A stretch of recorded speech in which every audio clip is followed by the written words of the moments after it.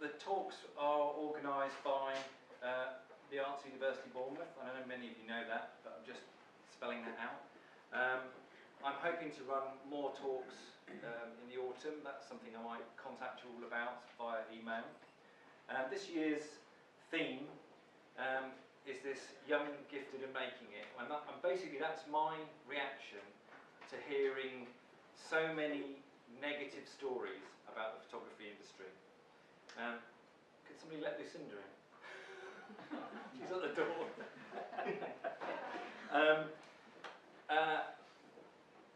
Over the years, the last sort of 10 years, I've heard loads and loads of negative stories from photographers saying you can't make any money out of photography anymore. It's hard to make, it's almost impossible to have a career in photography anymore. And actually, I think, to be honest, that's coming from people who they can't. It doesn't mean that anybody else can't. And I've also, at the same time, been very aware of other people who are doing incredibly well. And so what I thought, I'd just look across a group of people that I knew and see who was doing very well after, very early amounts of time in their career. So they've perhaps left university only a few years before, or they've changed careers only a few years before, and they're doing incredibly well. And that's how I brought these three people together. So we've got Charlie Clift, then we've got Mitch Payne, and then Molly Rose. And each one of them has got something special about their own photography to tell you about. And I'm hoping that they're going to give you some of the sort of secrets of how they got started, how they progressed over difficulties that you all will encounter. But first of all, we have Charlie, and I'm going to just read a little bit of a blurb, make him go red in the face. Charlie is a creative portrait photographer specialising in telling personal stories in an intimate and unique way. His clients include the BBC, BAFTA, Sunday Times, the Premier League, AXA, British Council, Action for Children, and many others. I mean, that's an incredible list of organisations, and Charlie, is a very, still a very young chap in the early stages of his career, dare I say, talking to him from the point of view of a 54-year-old.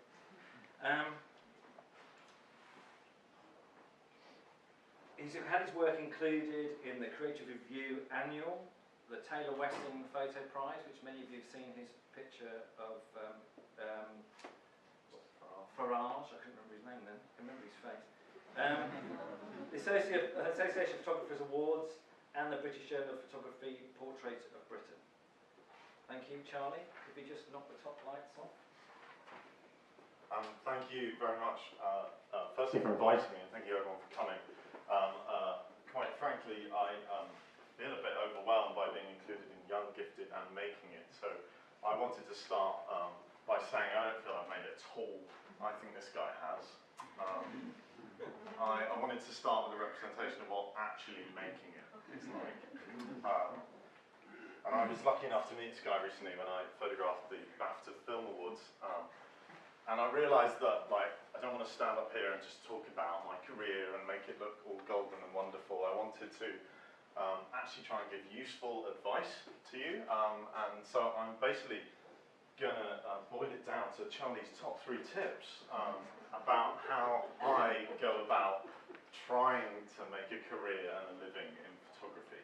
And my first tip relates back to meeting Mr. Oldman here, and it's be prepared, because I was prepared when I was at the BAFTA Film Awards, and I'd done my research, and I thought about how best to approach people, and I knew about Mr. Oldman not just because I'm a fan, but also because I'd very deliberately gone to see his film before the awards, and I felt ready to meet him. So when I had an opportunity, I could make the most of it. And actually, I start every single shoot I do by trying to be as prepared as possible. Just like everything in life, Google's typically where I start. It's where you can find out just about everything about anyone, and if they're not on Google, then they probably don't exist. And so, whenever I'm asked to photograph a person, I actually anything else, I'll go to Google and I'll find out about them. This doesn't matter if it's an editorial project, personal project, or if I've been commissioned for some sort of commercial project, I'll go and find out about the person, where they work, and who they know and what they do. I'll get lost in their films. For example, I photographed Liv Ullmann, who's an amazing director and actress, and I forced my girlfriend to watch all her films with me. And when I go and work for a commercial client, I might even read their annual report. I get to know them, so I know who and what I'm going to meet. And this is an example of when I was asked to photograph Raymond Tooth. And I hadn't a clue who he was. I got this email saying, can you please photograph Raymond Tooth at this time on this day? And I said, yes. But before I said yes, I Googled him. I found out who he is and what he does. And then I said yes, because he sounded interesting. And I then started my sort of process, which is very common. It's kind of what I do with every single shoot. I got lost in Raymond Tooth, and I got to know him as best as I could. As you can see, I read his Wikipedia, I looked at other pictures of him, I read all about his law firm, and I found out that he is not only an incredible lawyer who's changed family law in this country, but he's also settled celebrity divorce cases, and he owns loads of horses, and he loves to smoke cigars, and he's a bit of a playboy. And I was very excited at this point. And whilst I'm doing this, I'm like writing down anything that I think interests me. I have these big notebooks that make no sense to anyone else at all. But nonetheless, if I have any ideas, whether they're shot ideas, whether they're just things I think are interesting, I'll scribble them down. I'll start just writing anything I can possibly go with. And I'm not worried at this point if it's a good idea or a bad idea. I'm just worried about if it's an idea. I don't care if I think I can do it. I don't care how much it's going to cost. I don't care if the idea is I want him to jump out of a plane with a parachute and I'm going to do it after him. If I think it's relevant to his story, I'm going to write it down. Because if you're very open like this, you're able to produce so many more ideas. And I do this with other people. I sit down with Olga, my girlfriend, or with Ollie, who works with me, or with anyone else who happens to be around, even my cat sometimes, and I just throw ideas down. And when I find a really, really good one I'm really proud of, I force myself to come up with more ideas. And by the end of it, I have just loads and loads of ideas, and I can then edit them, and I can come up with the ones that I really like. And that leads me on to sort of the second part of how I go about a shoot, how I prepare. I can make a shot list for myself. I pick out those ideas that I like best, and I think, how on earth could I make that happen? Do I need to call up the subject and have a chat with them and find out if they'd be up for it? Do I need to talk to their PR team and work out if I can take them somewhere else rather than where I was going to be photographing? Do I need to go and buy props? You know, sometimes I'll turn up with 4 cigars and a shark mask, for example, because that's what I feel I need to get what I want. And I just prepare as much as I possibly can. And that goes down to lighting. If I feel there's a certain lighting I should be doing, I'll draw it. I'll go and shoot it and test it with someone else. Again, if you can't test it on anyone, just test it on something. Even if it's only your hand, just find a way. And then most importantly, I turn up early. Ridiculously early. Sometimes like an hour and a half early. But I'd much rather be early than standing on the street outside and be late. Now I mentioned a shark mask because Raymond Tooth is known as Jaws in the divorce lawyer circles because of his way in the negotiating room. He's quite, should we say, forthgoing. And I didn't think he'd go for this at all. I thought of him as like this really respected lawyer, and he'd never be up for this. But I still thought it was a great idea, and so I duly prepared. I bought a cigar, and I bought a shark mask from the party shop down the road, and I did my brief as I was asked to do, photographing him in and around his office, and then at the very end I was like, Raymond, you you seem like a fun guy, we seem to be getting on well. So I was just wondering if I could give you this idea. And I was a bit nervous because I didn't think he was going to go for this at all. I thought he was going to go, that's stupid, why on earth would you want me to wear a shark mask? And so I brought it out and I was like, I hear you're a bit of a negotiator and you've got this nickname, Jaws, would you mind? And he went, amazing! Oh, that's so cool, yeah, and started pulling it on. He got really excited. Off he ran around the office and started like showing all the secretaries and other lawyers, and he was really excited about this. And he came back in like, this is so cool, and it started to rip and it fell off, and it was all great. And I just had to like calm him down and be like, just smoke your cigar and look at me. And it's basically a fine example of what happens when you aren't prepared. When you've got that idea, when you've done your research and you've come up with all these things, and they're all written down in a book, so that if you ever forget when you're on a shoot, you can go, oh, I've got this idea here. And then occasionally, and brilliantly, it does happen like you want it to. 99% of the time it doesn't, by the way, and that's really important to remember. I've pitched so many ideas to people in shoots and they've gone nowhere. No, I'm not doing that. But occasionally they work, and it doesn't have to be a prop or something like that. It could just be a concept, a certain moment. This wasn't a lovely moment that happened.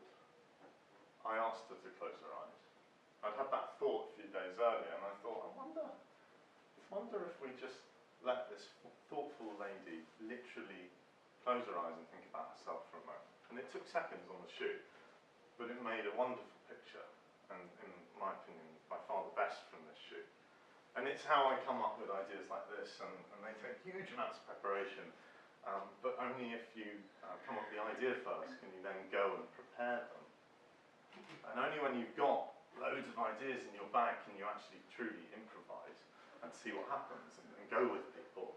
And sometimes wonderful things happen, like the people you're photographing turn up with butane gas and dry ice, and you roll with it because you know they're up for it, and they just happen to have a massive duck in their bathroom. But I knew that these guys were really fun, and I had already had lots of other ideas, and because of that we could collaborate and we could have fun together.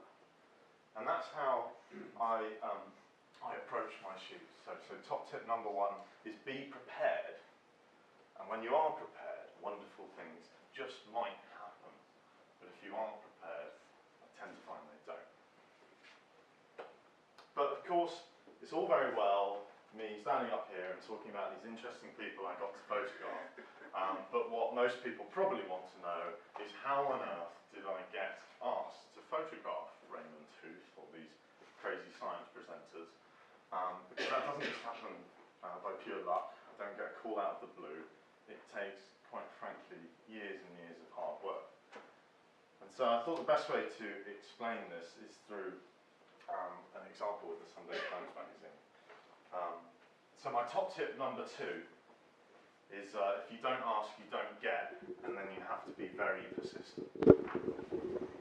So I've just come out of, I just was starting my career, and a friend of mine who worked a bit in journalism asked me to go and see an exhibition with him, and it sounded really cool. It was all about Sunday Times magazine and photography, exactly what I was interested in, and so I went along. Now at that time I was very, very, quite frankly, bad at photography, to put it bluntly. And I was very, very inspired by this, and maybe slightly vainly thought, I want to do this. This is amazing. I want to be there. Maybe just next time they've got an exhibition, I might have one of my images part of it. And it's all very well thinking now. How on earth do you actually get that to happen? As I said earlier, if you don't ask, you don't get. So I spent probably the best part of the day writing this incredibly long email, trying to get every word just perfect, trying to get just everything right, and it probably isn't, but you know what, the most important thing is I sent it, and I got in contact with the picture editor at the Sunday Times magazine, and I sat and I waited, and I gave it like a week, and absolutely nothing happened. And so I followed up. I sent another email, and I called up, and he didn't answer. And so I called again, and he didn't answer, and I was starting to get a bit frustrated. But you know, be persistent, keep going, otherwise you'll never get it. So I called again, and he did answer, and he said, oh, "Thanks so much for your email. I'll take a look at it." And I thought that was it. I thought, never done until this email arrived in my inbox, and this was amazing, quite frankly. I was really, really pleased with that. I was really chuffed. I was like, yeah, I'm going to go and meet the picture editor at the Sunday Times magazine. This is it. This is what being a photographer is all about. And so I went to meet him, and I turned up early, and I was prepared, and I knew who he was, and I'd made my portfolio look as beautiful as it possibly could. And I sat in prep just down the road, shaking and nervous. I walked up, and I said, "Hi, I'm Charlie, here to meet the picture editor." And they sat me down in the foyer, and I waited. And just so you know, it tends to be that people like to arrive late to things like this, normally about 10, 15 minutes late. And so they arrived a bit late, and then I made it to the foyer sofa. And I showed him my work, and I told him about what I do. And he said, "Thank you very much, really nice of you to come in. Got to go now, but please keep in touch." Saying keep in touch to me is a bit of a dangerous thing, because as you may get the impression, I'm quite persistent. And so I did. I kept in touch, and I kept sending emails telling him about my work and what I've been up to, and just seeing if there's a chance, and maybe he'll just give me a go. And when I did anything I thought was interesting, I included it, and I even pitched projects at him. And I didn't do it all the time, not like every day, but maybe once a month, John would hear from me. And when a new picture editor came along, I made sure I introduced myself to them as well. And you know, they know me, they know what I do. And that happens. And that's like gold dust for me, because I think this exhibition, I was absolutely determined I wanted to be in this magazine, and they gave me one chance. And I didn't want to mess it up, so I prepared. I did my research. And I turned up early, and I found out who the person was, and I did everything I possibly could to do my best job. And I got published in the Sunday Times magazine. It's worth noting that I first approached them in January 2012, and this is August 2013, and it takes a long, long time to get someone to notice you, particularly when you're starting out, and only when you're persistent, and only when you ask do you get there. And of course that's not it. You have to then continue, you have to carry on, you have to continue being persistent, and you just might get another job, and you have to do everything as best as you possibly can. And every time I do a shoot, I'm nervous, because they're never going to hire me again. What if I've messed it up? And Olga, my girlfriend, knows far too well how I come home and I'm never happy with what I've done. And I feel, quite frankly, awful until I submit an image and I get something back that says, "Thanks, Charlie," or "That's great." A bit more, you know, excited or maybe confident with myself about my ideas. And those ideas I was telling you about got a bit bigger, and I started getting people I knew, like makeup artists and stylists involved, and I got someone to come along with like beards that are wigs you stick on and things like that, and I managed to, you know, this is off brief, but I did it, and they ran it, and that's really inspiring when that happens.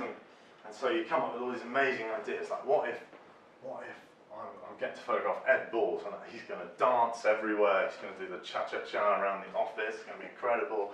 And then maybe if I come along with a rose, he'll definitely love that, because that's labour, that's a rose, that's labour. He's definitely going to want to use a rose, and he does nothing. Just gives me this look. But you know what? If that's all you've got to work with, then roll with it and go with it. And the other thing that sort of is part of this is you have to jump to it when you get these opportunities. You often get very, very little time at all. So when I photographed this image that Paul told you about, I had about half a day. I was told the afternoon before that I'd be photographing him the next morning. And I stayed up most of the night coming up with ideas, preparing and thinking, how on earth do I photograph someone who I dislike so much? how do I get this across? Maybe I can do something. And then I realised that the best way to show him as he really is to show him as he really is. Just to try and let him be him. And I didn't really do ideas. I did try a few and they didn't work with him, so I just kept it simple. But that is a plan. That is an idea in itself. And so I did it, and I got this image, and I was really, really pleased. He had a cigar because we were in a cigar club, which is obviously where you photograph Nigel Farage. And I hope you see a little bit how one thing leads to the next, and only through constant hard work, only through scaring myself again and again, and thinking that I've messed up again and again, do you eventually get this. This was an amazing day for me, and I've no idea if anyone else even liked this cover, but for me personally, this is one of my massive career goals, and it happened in January 2017, 5 years after I first tried to make it happen, after I first had that thought, and only through sheer bloody-minded persistence, quite frankly, did I get there. And you're all going, that's great, Charlie, that's great, you've worked for the Sunday Times magazine, but what if no one's going to commission you? And I have a very easy answer for that, that's part of everything I've done, and that is commission yourself. If no one's going to commission you to do that job that you really want to do, go and do it anyway. Go and shoot it, because only when you've done it already will someone commission you to do it again.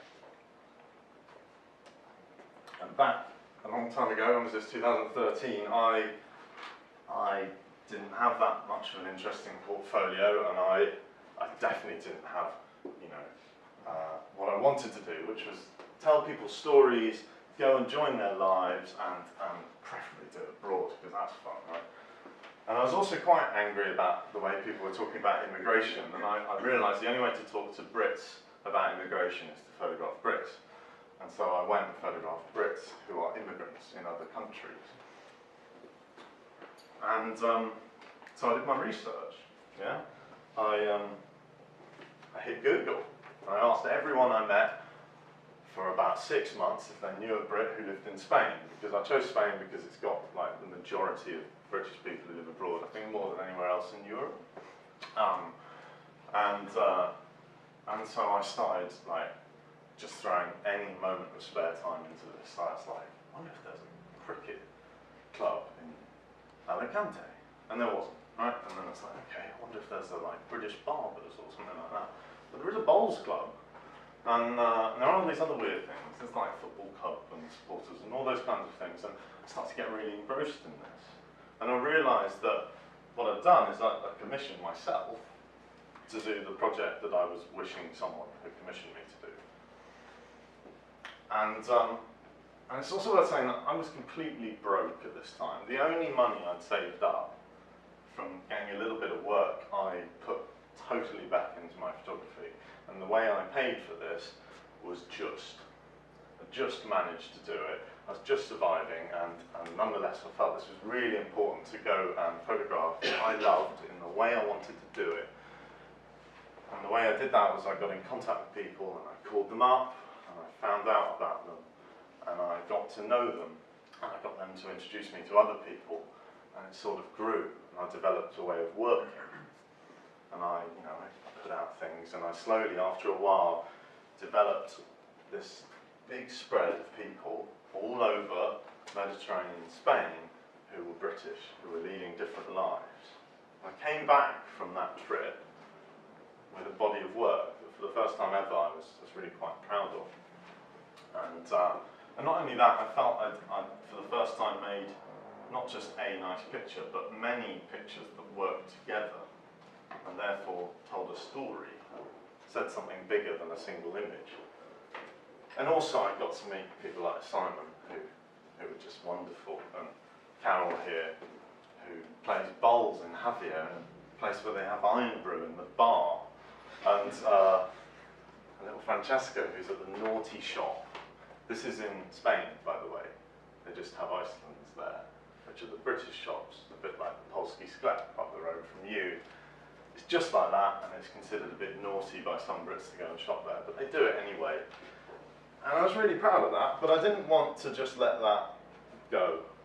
I wanted to tell people about it. I wanted to make sure people saw it. And so the first person I wrote to was the Sunday Times magazine. They very politely declined. And that was fine, but rather interestingly, that was actually just before I got my first commission for them. And I think that was probably something that just tipped it over the edge. But I didn't give up, I kept going, and I started with some blogs. I thought I might do it. Amazingly, they said yes, so I went to some more well-read blogs, and some really well-read blogs, and I was all sort of buoyed up. And I asked the BBC News if they would run it. They said yes, and it's only because I asked that this happens. It's not like they're all just watching my work, waiting for something to happen. No, I very deliberately sent an email, sent another one, followed up, and only then did they go, yeah, all right, we'll try that out. And I heard that 500,000 people saw this, and I was really, really proud of that. It's a great moment to have done something, to commission myself and get it out to such a large audience. But I realised when David Cameron decided to launch a referendum of whether we should remain in the EU, that I couldn't just leave that project. I had to expand it. I had to talk about Europe through the British people who were part of it. And so I went back and I invested even more of my own money into travelling all over Europe, meeting British people who had made lives abroad. And how did I do it? I did exactly the same thing I've done the previous time. I asked everyone I knew, and I called them up, and I followed up, and I sent all the emails, and I'm very, very persistent. And so I went and shot it, and I came back with a body of work I was even more proud of. 70 people across 7 different EU countries. And the thing worth noting, to go back to my point, is that no one would ever have commissioned me to do this. Particularly if I haven't done it already. It's a very big project, and it felt great to do, but the only way I could get to do it was to pay for it and put all the effort in myself. No one was going to think about doing that. That's how I got to meet travellers who have travelled all over Europe, because they feel they're much more welcomed there, or this guy who gets to go skiing in his lunchtime, or a plumber in Brussels who pretty much purely caters for the British who live there. Did you know there's Morris dancing in Denmark? It was nice. I had this thing, and it was really relevant to the news at the time. We were coming up to a referendum, so I wrote to the Sunday Times magazine. And amazingly, they said yes, finally. Many, many years after starting, and it just goes to show that if you do try, if you do keep going, you will eventually, possibly get there. But if you don't try, you never will get there. I was rather saddened by the result, but I moved on, and I carried on pitching my work out to people. And it's all very nice talking about a project, but how does that actually relate to commissions and getting commissioned? And for me, often it's very direct. People will get in contact and they'll say, I love the way you shot that project that I might have seen somewhere, because I've been very proactive putting it out there. Can you shoot this commission for us in the same style? Can you take the same approach? And you know exactly what you're doing then. You've done it all before. It's not easy, but you know exactly what to do. And that's how, when I heard about the fact that there were Premier League fans all over the world, I realised that I wanted to photograph them, and I realised that I'd sort of already done this. I knew how to go and join people's lives and take portraits of them in a way that told their story. I knew the method of finding those stories and how to go about contacting those people. And so I went up to the Premier League and I said, "Hi, I want to tell these stories of your fans all over the world. It's going to be amazing." And they said, "Thanks, we'll keep in touch." So, being me, I did keep in touch and I kept them informed over a long, long time. And 2 years later, they came back and said, "We like that idea that you pitched to us. We thought it was really interesting. But also we do this social work in many countries around the world, helping impoverished communities through football. Maybe you could take your approach to that." And I did, and I helped them, and I took on their contacts, and I developed with their contacts, and I took exactly the same approach I did using Bricks in Europe, and went out and did more. And I got this commission, and it was very enjoyable to shoot, but I knew how to approach it, because I commissioned myself to do something similar already. So my top 3 tips, just to go back to them, is be prepared and do your research. And if no one's going to commission you, commission yourself, and be very, very persistent. And that was how I was standing at the BAFTA Film Awards. Because actually I'd been very, very persistent, and I'd asked to be there. It wasn't out of the blue, it wasn't luck, because about 3 years earlier I'd met the person who was the BAFTA photography director now at a different job, and she hadn't commissioned me then. But I had kept in touch, had worked with her colleagues, and when she went to BAFTA, I kept in touch with her there. She commissioned me to do a little bit of work there, and then a bit more, because I was really, really keen. And then when I heard that the BAFTA Film Awards were coming up, I made damn well sure she knew that I'd like to go. I'd like to take photos there. And that's how I was standing next to Gary Oldman, and that's how I knew, because I'd done my preparation, to ask him about his role and how he takes on something as big and difficult as Churchill. And ultimately, that's how I got Gary Oldman's attention and managed to take this photograph. And if I wasn't bloody-minded and persistent, and if I hadn't done my research, and I hadn't just kept trying, I wouldn't have had this opportunity. Thank you very much.